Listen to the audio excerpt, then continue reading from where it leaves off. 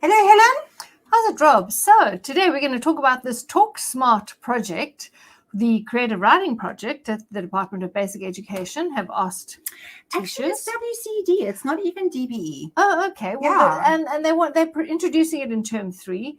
And whilst it's a little bit, oh, wow, can we do this? It's actually quite an exciting project. I love it. Project-based learning. It is such a cool approach. It's actually a teaching approach, not I was about to question you and Yeah. say, what is project-based learning? So it's not just another thing. It's actually a way to engage children. And I think that's so exciting that our education department actually saying, let's go and do something cool.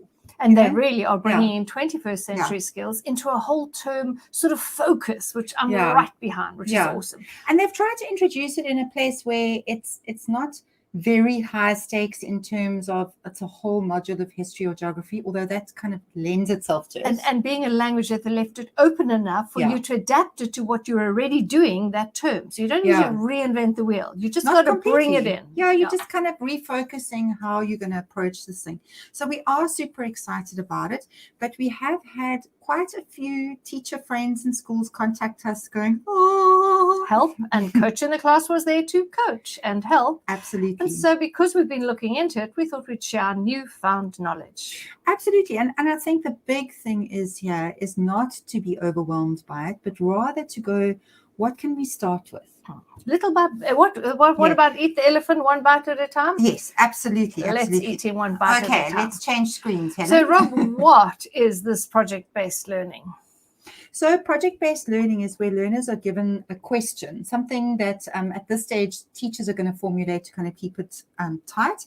And the question is basically for them to then go and hypothesize around and go and investigate and explore and really engage with it. So the whole idea is that the kids engage and that they are inspired to find the answer themselves, so they're actively involved in their own education. Yeah. And I love that yellow statement. It's not another project. Okay. Because we know the third term is about projects. Yes. No, it's a method. It's not so much a thing of content. Okay. Yeah, absolutely.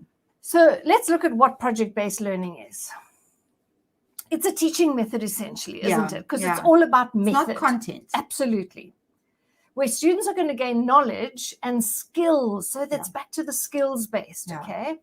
By working for an extended period of time. And that, to me, is the crux of the matter. It's not you're going to start today and finish today. Totally. You must get done. No, it's you're going to keep revisiting and revisiting and incubate and think about it. And it may, at least 2 weeks, I would say that it goes on in the background. But in fact, who's setting a time limit? No, but I think what they've asked is that it goes over sort of 6 weeks or 8 weeks. Would be lovely. Yes, because you're meant to incubate, think, and reinvent, as we'll see in a moment. Totally. So you need to investigate something and then respond to it in an authentic, engaging, and complex way to this question or problem or challenge that has been put out to you and is now motivating you to react to it. So this is so exciting. And I think if you as a teacher become excited about the fact that actually, yes, you're going to do some hard work in the background because it is going to be work, but the kids are going to be sucked in and motivated and engaged.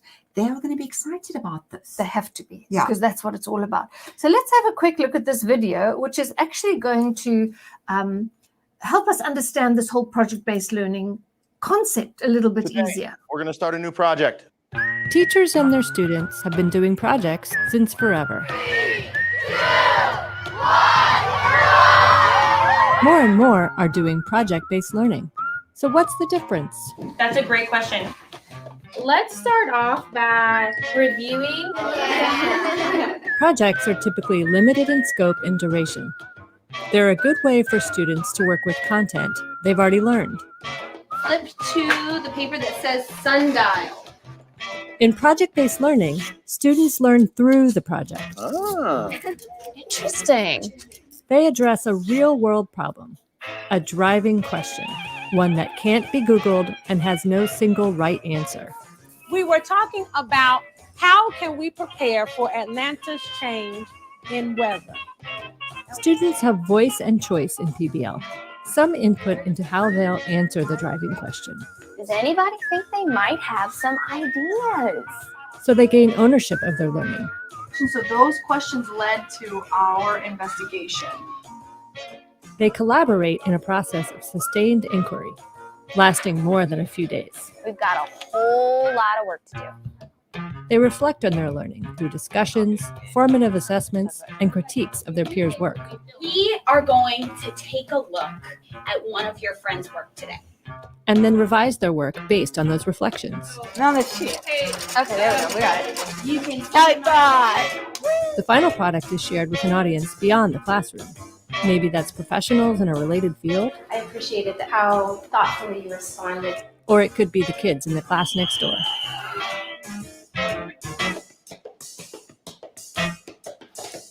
When students spend an hour exploring the 4 forces of flight by crafting a Mars lander out of paper, that's a project.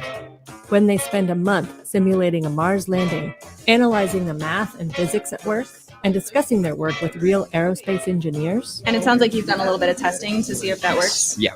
that's project-based learning. Capiche? Research shows that rigorous PBL can result in higher engagement and deeper content knowledge. You're rocking it. Keep it up, okay? Learn more about project-based learning at edutopia.org. Okay, so Helen, I mean that is so cool. Is that not amazing? I love the fact that the teacher is beside new them project. all Sorry. the time. Teachers and their students Stop have been that projects there. since forever. Woo, what's that, Helen? That's our new pointer. Let's move on to, oh, it's making me a bit crazy. Come to us. Yes. So I love the fact mainly that the teacher was beside the children. She was next to them. She was watching them work. Yeah. That the research wasn't always looking at a paper or research or printing. Yes. It was practical. The kids were Yes. experimenting to see whether the force did this or that or that. So the research isn't just reading. It's so many other things. So I think we need to almost say research / investigating. Yes, it's more investigating anyhow, whether it's an Yes. interview or Yeah. a poll that you do, ask several people the same question. So that Yeah. could happen. I think that's a big thing, is that this misperception of what the research part is. It's not going onto the internet and finding, And a wading research through paper. text, because not everybody likes text.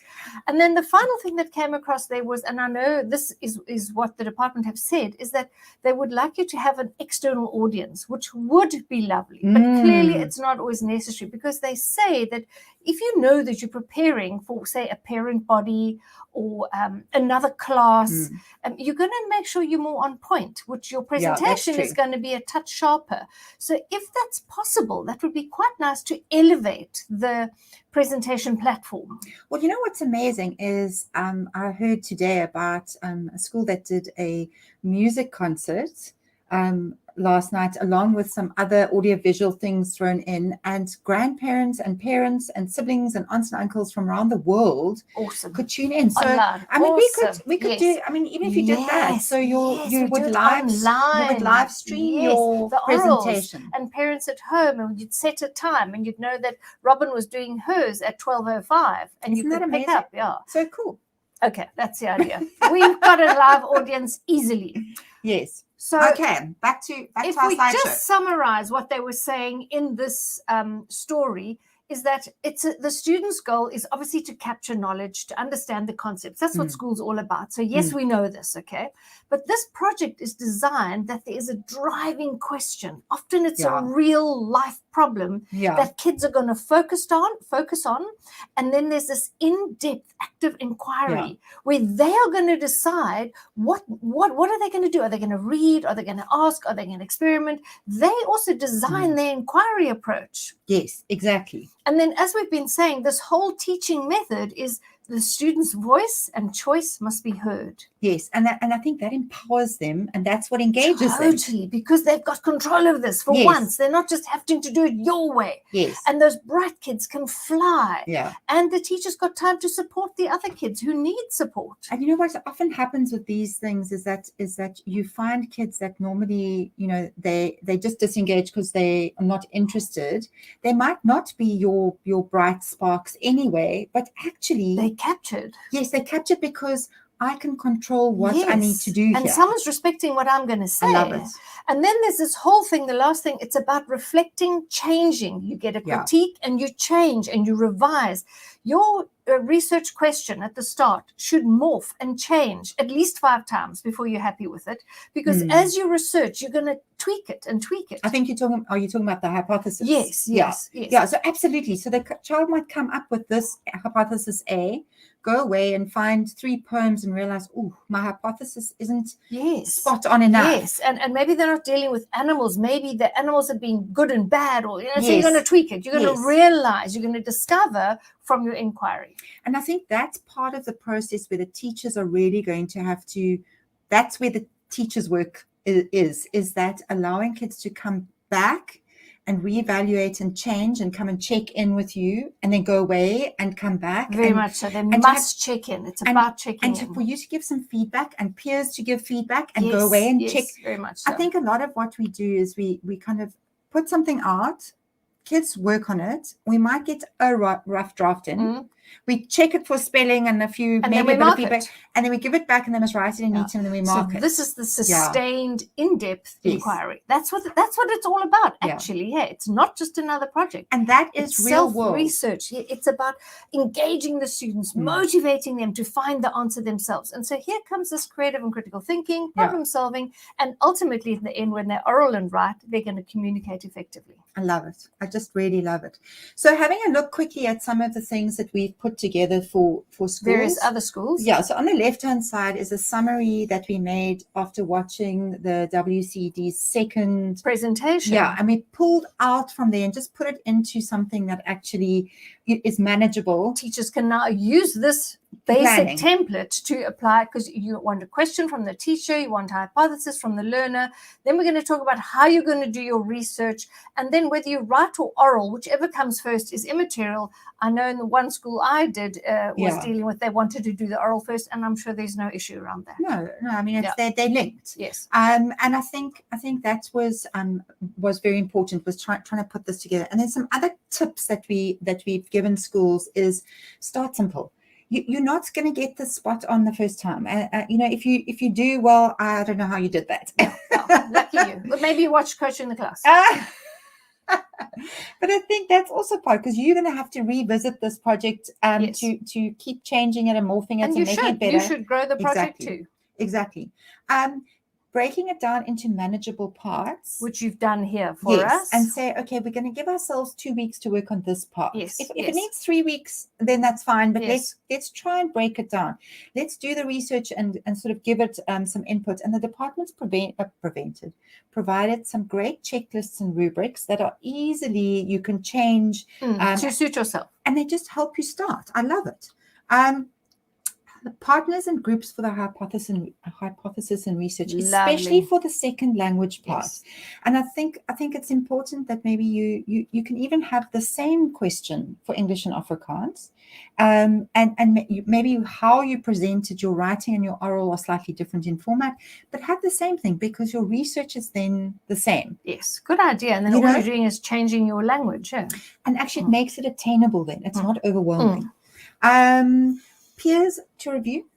Very much so, because there is so much reviewing that is necessary, and the teacher can't be everywhere all the time. So peer review is critical here. And it's also they learn from each other. Yes, totally.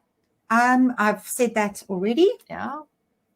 And then pick up formats or genre that they already know. I think if you've never looked at short stories and now you decide, well, that's what we're doing, you're going to have to teach that and then try and do all this other stuff. And I think that's where things become overwhelming. And if you choose poetry this time and another grade chooses poetry as well, and it's not ideal because you're trying to do something different in every grade, but then next year you can start change it simple. up. You said start simple. Yeah, absolutely. So we thought one other area to kind of to sort of help you define the project is to look at a theme. Yes, so look at themes within your poetry or your story or your novel or whatever, or a feature. So things like folktales always have what are those called? Animals, characters, or there's a moral. Yes. Or poems have a particular structure. And then lastly is that value thing. Respect, loyalty, and greed. And those Yeah. could be themes, especially in fiction books. If you're doing a book, that would be. Or even if you're doing a drama, Yes, like something where there's a theme like loyalty between friends or something like that. Definitely. That's great for teenagers. Definitely. Okay, so having a look then at just some brief examples. These are literally, if you're super stuck and you don't know what to do, come here, use this, and sort of develop it from there. So what we've got on the left-hand side, let's use this pointy thing, Helen. I'm so excited about it.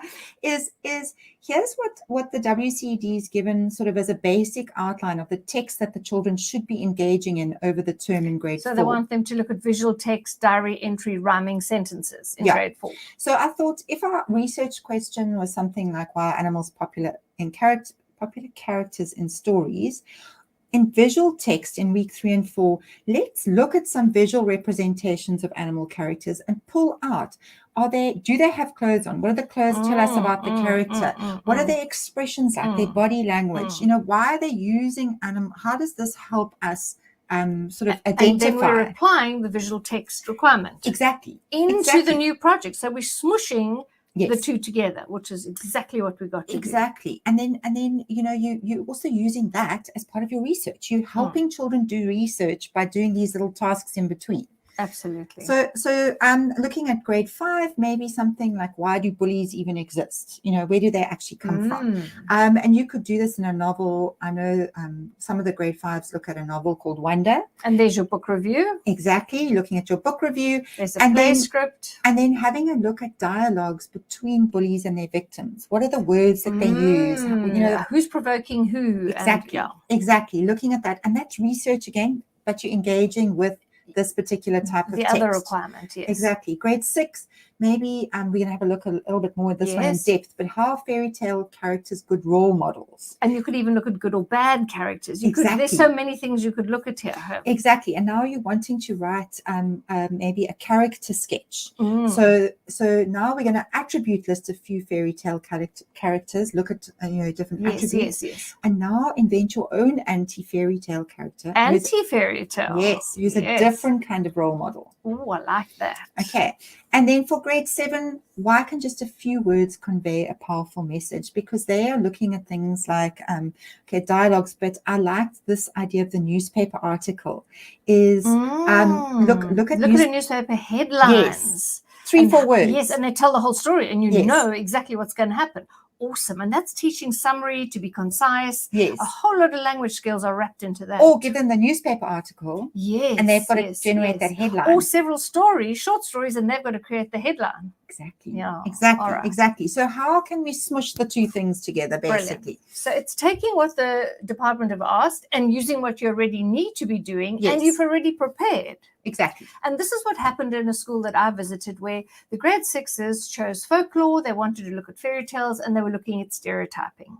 So they were going to look at all the fairy tales that particularly looked at stereotyping without making it obvious. Yeah. And together we split their work up into understanding what stereotyping was, then going to formulate the hypothesis, doing some research data collection, managing the data that comes in, and then getting ready for your oral report back. Then this particular school did a whole fabulous project on descriptive writing, and they didn't want to lose that. So they kept it in. And so they're doing descriptive writing here to motivate them to prepare them for when they come to their fairy tale here, where they modernize the fairy tale.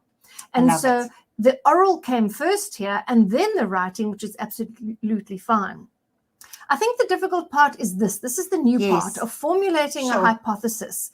And so here's the lesson, even reduced, about that so it was lesson 2, formulating a hypothesis. It is for 10 marks. The kids are going to hand their hypothesis into the teacher at the end. So you give 4 groups of children a picture book fairy tale. They go and find a place under the tree. One child reads, all the others make notes, and then they have a fat discussion about the book and about stereotyping in their book. Then all 4 groups meet back in the classroom and we discuss all 4 books and we try and understand stereotyping in all 4 books. And then each child needs to formulate their own statement or hypothesis around the stereotyping in the fairy tale. So the teacher could ask, how does stereotyping influence the outcome of a folktale Or how does stereotyping influence the choice of characters in a fairy tale? And then there would be a whole lot of feedback before the children have to actually go and commit to their hypothesis. Yeah. And it would be something like, I think that stereotyping in Hansel and Gretel or wherever you are Yeah. shows that because this and that and that. Yeah. Or if stereotyping wasn't in books, then maybe blah, blah, blah. Yeah. So this kind of if then and I think that stereotyping is helping you formulate your statement, Yes. which you will then feel motivated and intrinsically involved to go and answer the question yourself. And that's where you're going to do that in-depth project Yeah. research. And that's what project-based learning is essentially all about. You exploring a question that's burning. Now, Helen, I know some teachers are watching and they're going to go, oh, where can we get hold of those, this particular slide that you've just shown us and that other template and blah, blah. So we have tried to, hopefully, if you're watching on YouTube, link it on the descriptive. Always wanted to All do our this. favorite YouTubers do this. We've been waiting months to be Yeah, able to do yeah. it. I don't know if I've put them in there. I'm going to go and have a look afterwards. And to if see we what they haven't, are. we're an email away at Exactly. Coach in the Class. If you're not watching on our YouTube channel, you're watching us on Facebook, and you'd like those things, or even a copy of this this slide deck, we're very happy to share it with you. If you want to share this with other members of staff that maybe didn't get a chance to join today, you can go and use that, or you can log onto our YouTube channel, onto our Facebook page, and the video is actually there if you want to go and engage with it again.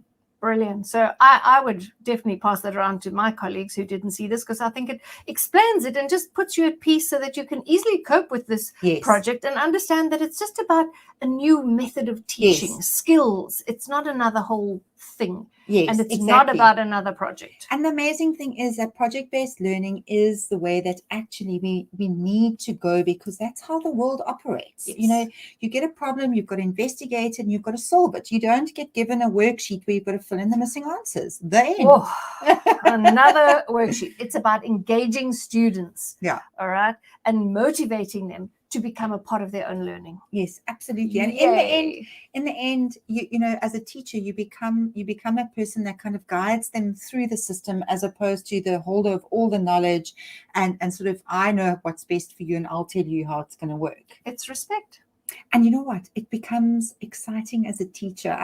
Another teacher said to me today, they've started the Egypt module for Coaching the Class, and they started with the hook question. And she said, another teacher had said to her, you know, how well it went. And she said, she can't see how this is going to work in the classroom. You know, she said they didn't do anything else other than talk about that hook question.